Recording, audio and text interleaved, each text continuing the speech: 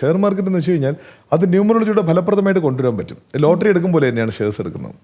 അപ്പോൾ നിങ്ങൾ ആദ്യം ഒരു ഷെയർ മാർക്കറ്റർ ആണെങ്കിൽ അല്ലെങ്കിൽ ട്രേഡർ ആണെന്നുണ്ടെങ്കിൽ നിങ്ങൾ എന്ത് ചെയ്യണമെന്ന് വെച്ച് കഴിഞ്ഞാൽ ആദ്യം നിങ്ങൾക്ക് അനുയോജ്യമായ ഒരു 10 കമ്പനിയാണ് നിങ്ങൾ തിരഞ്ഞെടുക്കേണ്ടത്. ആദ്യം നിങ്ങളുടെ പേരിനും നിങ്ങളുടെ ജനന ദിവസത്തിനും മാച്ച് ചെയ്യുന്ന ഒരു കമ്പനിയാണ് ആദ്യം തിരഞ്ഞെടുക്കേണ്ടത്.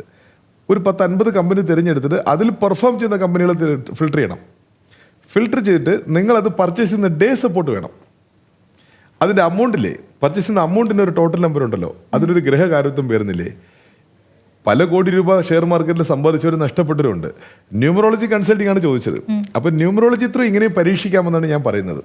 ഇങ്ങനെ ചെയ്യാവുന്നല്ല ഞാൻ പറയുന്നത്. ഒരു ന്യൂമറോളജിയിൽ വിശ്വാസം വന്ന് നിങ്ങൾക്ക് ഷെയർ മാർക്കറ്റ് നമുക്ക് ന്യൂമറോളജിയിലൂടെ എങ്ങനെ ഫലപ്രദമായി പരിശോധിക്കാമെന്ന് പറഞ്ഞാൽ ആസ് എ ടെക്നീഷ്യൻ ഞാൻ പറയുന്ന ഐഡിയാസാണ്.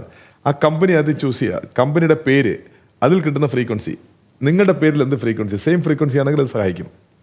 പിന്നെ പർച്ചേസ് ചെയ്യുന്ന ഡേറ്റ്, ആ അമൗണ്ടിനൊരു പർച്ചേസ് ടോട്ടൽ കോഡുണ്ട്.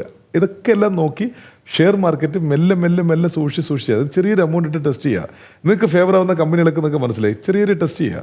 അപ്പോൾ നിങ്ങൾക്ക് മനസ്സിലാവും. പിന്നെ നിങ്ങൾക്ക് വലിയ ട്രേഡിങ്ങിലോട്ട് പോകാമല്ലോ. അങ്ങനെ ചില ആൾക്കാർ ചെയ്യുന്നുണ്ട്. ഷെയർ മാർക്കറ്റും ന്യൂമറോളജിയിലൂടെ തീർച്ചയായിട്ടും നിങ്ങൾക്ക് ഡെവലപ്പ് ചെയ്യാൻ പറ്റുന്നൊരു സംവിധാനം തന്നെയാണ്.